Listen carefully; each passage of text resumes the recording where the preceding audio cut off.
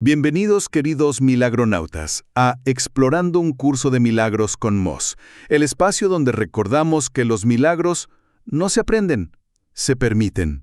Y qué alegría estar de nuevo aquí. Totalmente. Y hoy tenemos por delante una exploración absolutamente fascinante. Vamos a sumergirnos a fondo en uno de los repasos, digamos, más poderosos de todo nuestro trayecto.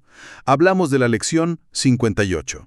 Que es una lección verdaderamente monumental, ¿eh? Así es. Esta lección nos entrega 3 afirmaciones que, si las permitimos, tiene la capacidad de alterar la estructura misma de nuestra realidad. Son frases contundentes. Mi santidad envuelve todo lo que veo. Mi santidad bendice al mundo. No hay nada que mi santidad no pueda hacer. Fíjate que lo profundo de esta lección no es solo su belleza poética, que la tiene, sino su precisión casi mecánica en el funcionamiento de la mente. Y para comprender esto a fondo, nuestra misión en esta inmersión es integrar la sabiduría de 5 documentos oficiales. Ajá. Vamos a entrelazar el texto principal, el libro de ejercicios, el manual para el maestro y 2 suplementos que son clave. Que son la psicoterapia y el canto de la oración. Exactamente, porque queremos dejar clarísimo que la santidad no es un adorno espiritual o una actitud pasiva de resignación. Es el mecanismo exacto que disuelve el miedo y disuelve el tiempo. Cambiando por completo nuestra experiencia vital. Y vamos a desmenuzar esto con mucho cuidado, porque la promesa suena inmensa y la mente analítica suele poner resistencia ante conceptos tan absolutos. El objetivo de nuestra reflexión de hoy es tomar esta información y aterrizarla en el día a día. Bajarla de la nube, por así decirlo. Exacto. Si empezamos por el principio, revisando el capítulo 15 del texto, nos encontramos con que tenemos que redefinir por completo la palabra santidad. Históricamente, se nos ha enseñado que la santidad es una especie de premio por portarnos bien. Claro. Como una medalla al mérito moral o un estado místico inalcanzable. Sí, el ego nos ha condicionado a pensar que es un estado de superioridad que se gana a través del sufrimiento o del sacrificio. Sin embargo, el texto desmantela esa idea de un plumazo. Nos explica que la santidad es simplemente nuestra condición natural. O sea, no es algo que fabricamos. Para nada. No es un logro personal. Es el reconocimiento de nuestra identidad en Dios, la cual es inalterable. Y esta condición natural surge en la mente de manera espontánea cuando aceptamos lo que el material llama la expiación. Y creo que aquí es fundamental hacer una pausa para quienes nos escuchan, para definir bien qué significa la expiación en este contexto. Sí, es muy importante. Porque no tiene nada que ver con pagar por los pecados o sufrir un castigo divino, como nos dice la teología tradicional. Aquí la expiación es sencillamente el proceso de deshacer la creencia de que estamos separados. Separados de la fuente y de los demás. Exacto. Es el fin de la ilusión de la separación. Y al aceptar que esa separación nunca ocurrió realmente, la mente recupera la memoria de su santidad inherente.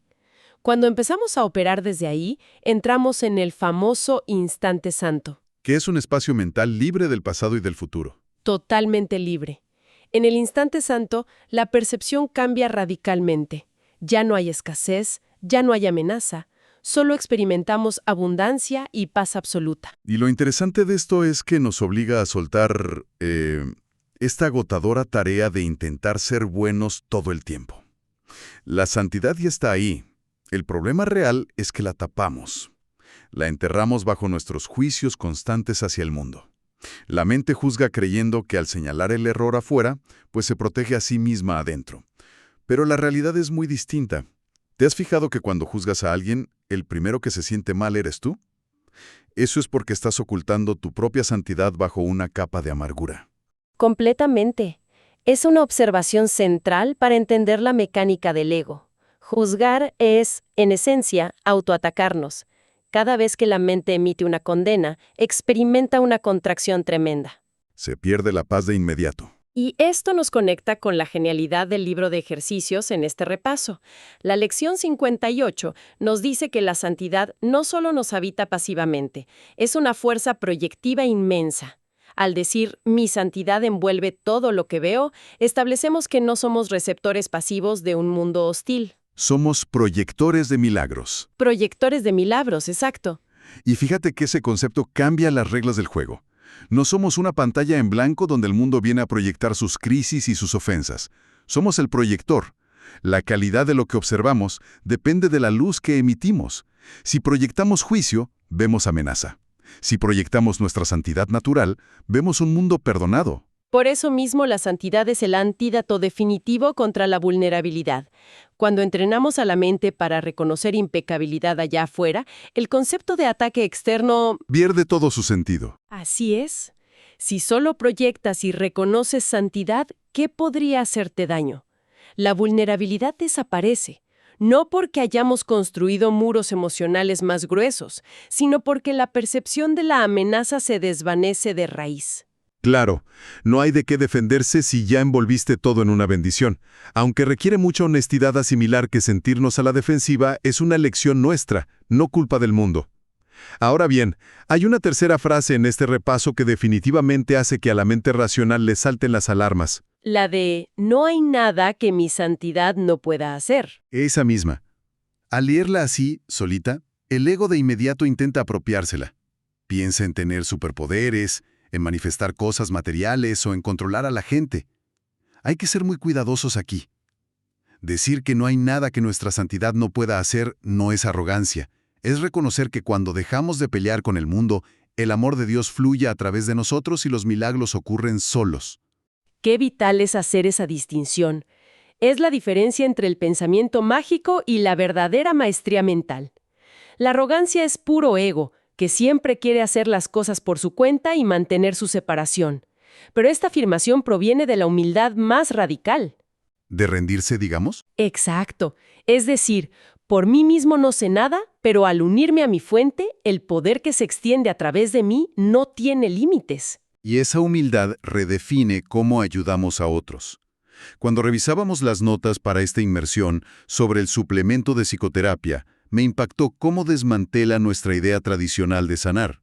Es un cambio de paradigma total. Sí, porque normalmente pensamos que sanar es arreglar a alguien. Vemos a una persona rota e intentamos reparar su problema emocional o físico. Y el suplemento de psicoterapia nos ofrece una visión mucho más elevada. Nos dice que la curación, ya sea en terapia formal o tomando un café con un amigo, es el encuentro de dos santidades. No sanas porque seas más inteligente que el otro y descubras la causa de su trauma. Claro. Sanas porque decides ver la santidad inalterada del otro, pasando por alto sus síntomas y sus defectos aparentes. Es decir, sanar es literalmente bendecir lo que antes condenábamos o considerábamos enfermo. Al ver a la persona con esa pureza, a un nivel inconsciente estamos recordando que su verdadera identidad es inalcanzable para la enfermedad. Le devuelves el recuerdo de su condición natural. No arreglas la ilusión, iluminas la verdad. Y ese soltar el juicio nos lleva directamente a lo que dice el manual para el maestro. En la sección 22, se enseña que usar la santidad de esta forma es lo que convierte a alguien en la luz del mundo.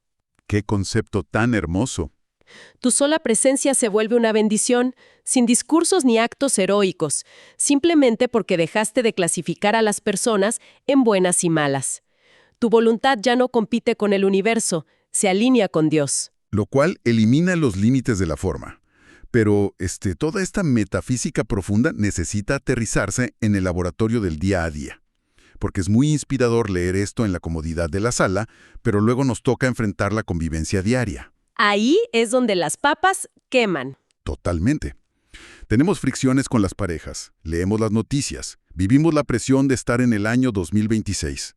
¿Cómo aplicamos este escudo de paz en las relaciones cotidianas? Pues las relaciones de convivencia son nuestro terreno principal de práctica. Es donde enfrentamos más fricción. Aplicar la lección 58 en una discusión significa decidir envolver al otro en santidad justo en el milisegundo en que el ego te grita que contraataques. Y cuesta muchísimo. La mente reactiva dice, me están faltando al respeto, tengo que defenderme. Requiere una pausa tremenda, ver que detrás de un grito no hay maldad, sino una petición de amor, una carencia profunda. Ajá, Y ojo, no hablamos de positividad tóxica ni de permitir abusos en el mundo de la forma. Se ponen límites, pero el cambio está en el estado interno desde el cual respondes. No pierdes tu paz mental. Exacto. Ves que el otro no es un agresor todopoderoso, sino alguien asustado pidiendo amor. Cuando haces esto, el conflicto se disuelve porque el ataque se queda sin pista de aterrizaje. Me encanta esa imagen. Es que para que haya conflicto se necesitan dos mentes creyendo en la culpa. Si una de ellas envuelve la situación en santidad, el ciclo se rompe. Es como si te lanzan una pelota de tenis con toda la fuerza para que la devuelvas de un raquetazo y tú simplemente bajas la raqueta. La pelota cae al piso. Se acabó el juego. No hay conflicto sin resistencia. Ahora, llevemos esto a una escala más grande. Hablemos de geopolítica. Hoy vemos una segregación ideológica intensa, un colapso de la empatía hacia quienes piensan distinto. ¿Cómo envuelve uno el noticiero en santidad sin caer en la negación de los problemas? Es un desafío inmenso. Y aquí debemos ser estrictamente neutrales, alejándonos de posturas de izquierda o de derecha. Los textos dicen: mi santidad envuelve todo lo que veo. Todo, sin excepciones. Eso incluye la esfera geopolítica y a los líderes mundiales. Claro. Si decimos que un grupo político es el enemigo absoluto y encarna la maldad, en ese instante negamos nuestra santidad y caemos en la trampa del ego. Validamos la idea de la separación, y la mente no puede fragmentarse y estar en paz a la vez. Aquí entra el concepto de la filiación. El colectivo unificado de todas las mentes. Exacto. Bendecir el mundo geopolítico es tener la disciplina de ver la luz de la filiación incluso en los líderes o eventos más oscuros.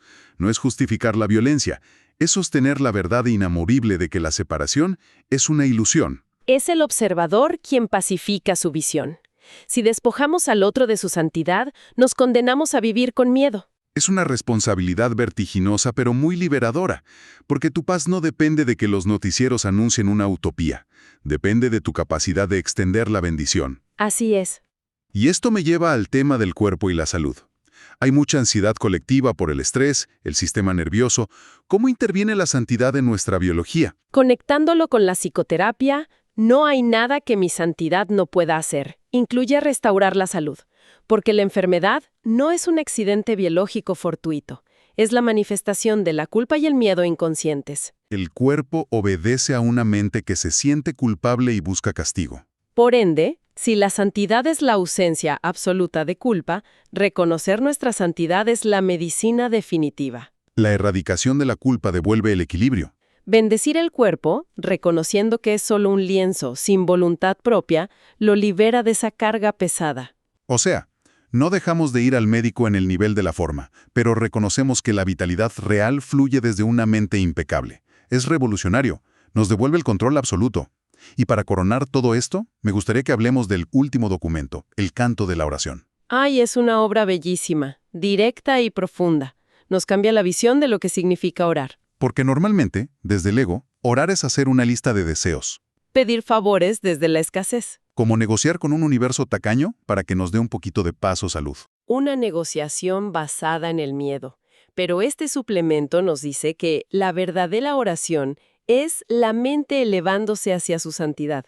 Es reconocer gozosamente que ya lo tenemos todo. No nos falta nada real. Y desde esa plenitud absoluta, la oración deja de ser un ruego y se convierte en un canto continuo de bendición. Bendecir al mundo es la forma más elevada de orar. La cúspide de la oración, pasar de la angustia a la extensión de la luz. Si logramos aplicar esta lección 58, pasamos de ser víctimas asustadas a ser los faros que iluminan el mundo con una paz inquebrantable. Y para ir cerrando nuestra inmersión, me encantaría dejarles una reflexión basada en esto. Adelante. Si nuestra santidad envuelve todo lo que vemos, ¿qué pasa con aquello que nos negamos a mirar? Quizá nuestra mayor oportunidad para experimentar un milagro hoy no esté en lo que ya amamos, sino en esa persona, ese recuerdo o esa noticia que hemos estado escondiendo en la oscuridad para no tener que perdonarla. ¡Qué cierre tan poderoso! Esto fue Explorando un curso de milagros con Mouse, un espacio para recordar juntos que el amor sigue siendo la respuesta. Si esta reflexión te ayudó a ver las cosas con más paz, suscríbete al canal, compártelo con otros milagronautas y recuerda siempre, primero tu paz y después lo demás.